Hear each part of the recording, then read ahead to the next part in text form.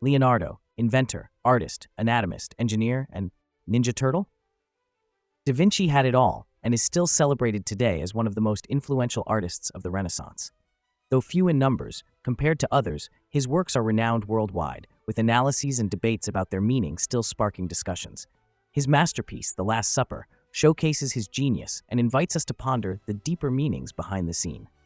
But do we actually have a woman among the apostles? What role does Judas play in the composition? And why do the apostles look like they heard a very bad dad joke? Join us today as we grab a paintbrush to sketch out some insightful analyses of this iconic mural here at History Galleries. And don't forget to subscribe, because it's way more fun learning about art than just finding it on your living room wall. Leonardo da Vinci stands as a towering figure in the history of art, embodying the spirit of the Renaissance. His significance extends far beyond his famous paintings. He was an inventor, scientist, and polymath whose diverse interests fueled his creative genius. During the Renaissance, art was often employed as a teaching device, and Leonardo was no exception. His works were calculated in their composition and rich in symbolism, designed to convey complex messages to viewers. Commissioned by Ludovico Sforza, Duke of Milan, The Last Supper was painted between 1495 and 1498 in the dining hall of the convent of Santa Maria delle Grazie in Milan. This monumental mural depicts the climactic moment of Christ's final meal with his apostles, capturing a moment of high tension and drama as Jesus reveals that one among them will betray him. Positioned in the refectory, dining hall, of the convent, the painting's setting mirrors the subject matter, reinforcing the spiritual and communal significance of the event. In The Last Supper, Leonardo da Vinci masterfully captures the moment when Jesus announces that one of his apostles will betray him. The composition of this iconic painting is meticulously structured to enhance the emotional weight of the scene. Jesus is positioned at the center of the composition, symbolizing his role as the focal point of the narrative. This placement creates a triangular form with his body, a classic representation of stability and the Holy Trinity. Behind Jesus, the three windows symbolize divine light and truth, further echoing the themes of the Holy Trinity. Leonardo balanced the perspective construction of the Last Supper so that its vanishing point is immediately behind Christ's right temple, pointing to the physical location of the center, or sensus communis, of his brain. From this point, Leonardo used string to mark key lines and positions in the painting, guiding the composition's architectural structure. To achieve this illusion, Da Vinci hammered a nail into the wall and tied string to it, marking the angles that guided the architectural elements of the composition. This careful planning extended to the positioning of the table, floor lines, and ceiling details, emphasizing the painting's balanced perspective. His love of symmetry is apparent, as the entire layout is largely horizontal, with the large table in the foreground and the figures arranged symmetrically on either side of Jesus. The apostles are arranged in 4 groups of 3, with each reacting differently to Christ's shocking revelation. Starting from the left side of the painting, Jesus' right, we see Bartholomew, James the Lesser, and Andrew. Bartholomew stands, appearing startled, while James the Lesser leans forward in shock, and Andrew raises his hands as if to shield himself from the unfolding news. Next to them, Judas Iscariot, Peter, and John form the second group. Judas leans back, clutching a small bag, likely symbolizing the silver he received for betraying Jesus. Peter, holding a knife, appears tense and leans toward John, who sits quietly, appearing sorrowful. Moving to the right side of the painting, Jesus' left, Thomas, James the Greater, and Philip form the third group. Thomas raises a finger toward Jesus, a gesture later linked to his doubt after the resurrection. James the Greater spreads his arms in disbelief, while Philip, standing next to him, seems to be seeking clarification. The final group includes Matthew, Thaddeus, Jude, and Simon the Zealot. This group appears to be discussing the troubling news among themselves, with Simon gesturing for an explanation, as Matthew and Thaddeus turn toward him in concern. Judas Iscariot, the betrayer of Christ, is one of the most symbolically significant figures in Leonardo da Vinci's The Last Supper. Seated to Jesus' right, Judas is portrayed with his head lower than those of the other apostles, signaling his moral decline. His complexion, shadowed and darker than the others, sets him apart as the outsider and the betrayer. He clutches a small bag of money in his right hand, symbolizing the 30 pieces of silver he received for betraying Jesus. Notably, Judas reaches with his left hand, the closest to Jesus. This could seem like a natural choice due to his seating position, but art historians believe Da Vinci had more in mind.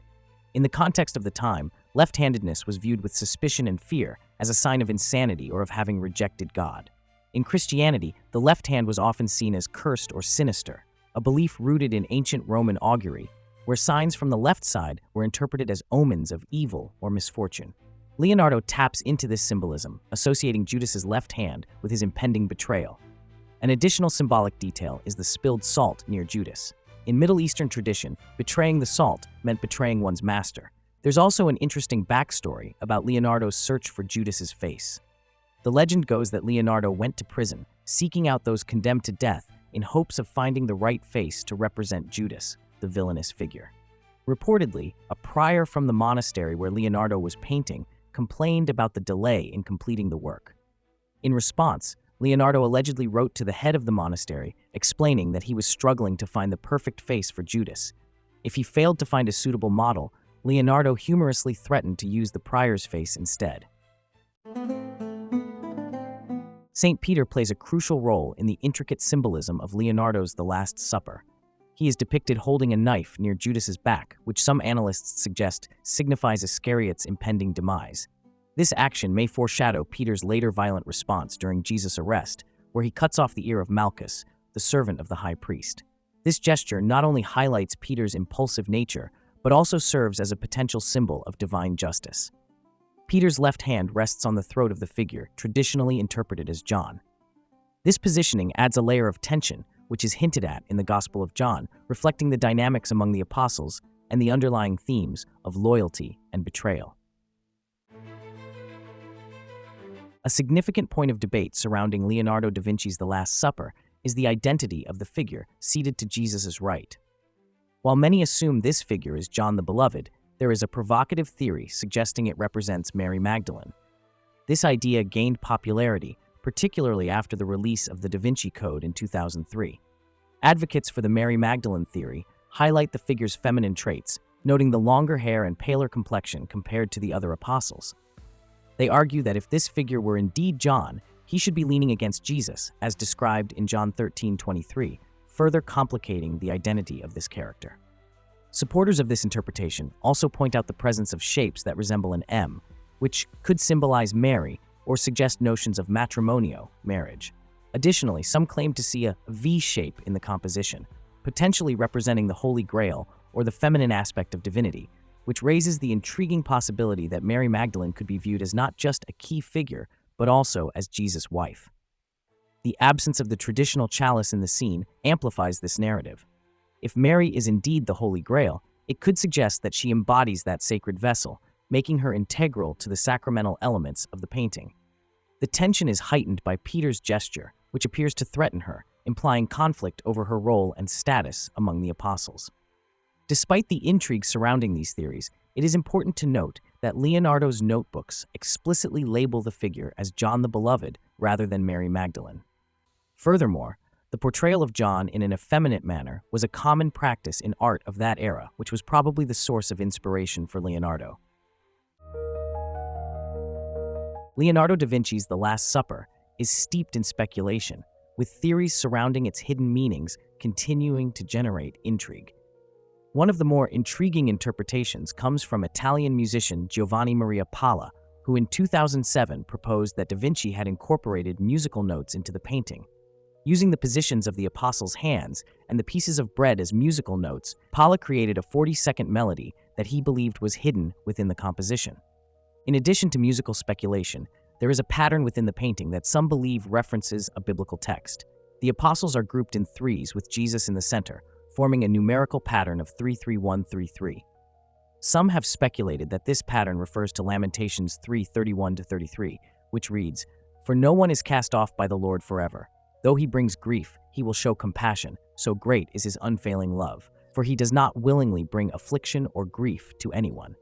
This pattern may reflect Leonardo's humanist beliefs, suggesting a more compassionate and merciful vision of divinity, perhaps hinting at his personal reflections on faith. One of the more controversial aspects of The Last Supper is the absence of halos around Jesus and the apostles. In most earlier depictions of this scene, both Jesus and his followers were shown with halos, symbolizing their divinity. Leonardo's decision to omit this traditional symbol has led many to interpret the painting as a reflection of his skepticism about Christ's divinity, and the apostles' sanctity. Instead, by portraying them without halos, Leonardo may have been emphasizing their humanity, suggesting that they were ordinary men rather than divine figures. Some even suggest that Leonardo included his own image in the painting as Thaddeus, with the figure turned away from Jesus, possibly representing Leonardo's own rejection of Christ's divinity.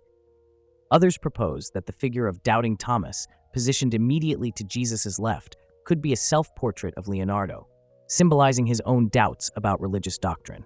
Some scholars and historians have proposed that Leonardo da Vinci's The Last Supper contains astrological symbolism, though this theory is not universally accepted. Proponents suggest that the 12 disciples represent the 12 zodiac signs, each with characteristics linked to their respective signs. Alternatively, the apostles may be grouped by seasons, with each trio symbolizing the 3 zodiac signs associated with a particular season, reflecting the natural cycle of life and change. In this interpretation, Jesus symbolizes the sun at the center of the zodiac, with the disciples forming the 12 houses around him. Elements such as the window behind Jesus and the bread and wine are also seen as symbolic of astrological themes, aligning with ideas about time, the seasons, and the elements. In the end, deciphering the hidden messages and symbols within the Last Supper is largely speculative. Although it's evident that Leonardo embedded intentional symbolism, the complete meaning of the painting might remain elusive. Like many masterpieces, its interpretation varies, and only Leonardo himself truly understood the full intent behind his work. So, what do you think Leonardo da Vinci was really trying to say in The Last Supper? Let us know in the comments. And don't forget to subscribe to History Galleries, where every canvas invites exploration.